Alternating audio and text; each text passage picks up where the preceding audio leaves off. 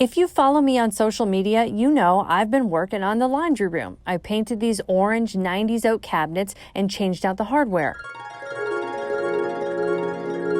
A high gloss black paint and aged brass handles for the win. Next up, a fake tile backsplash.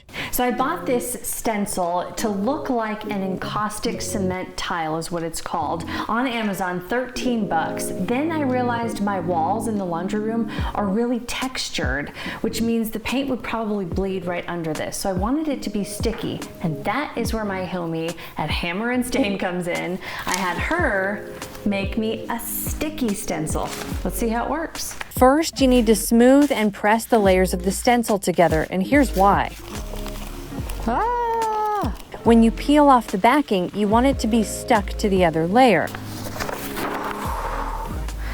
Okay, we've got to take this to the laundry room. Rhonda at Hammer Stain made this stencil for my specific wall dimensions. This meant I only had to do minimal freehand for the sides.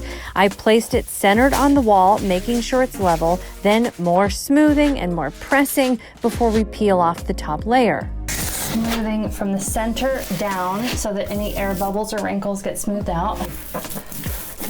Time to peel.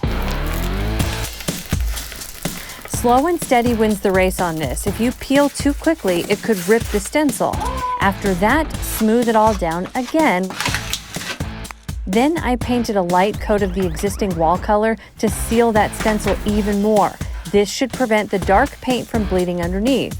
And now it's time for that black paint. I used chalkboard paint because I already had it on hand, and it's more forgiving than a high gloss.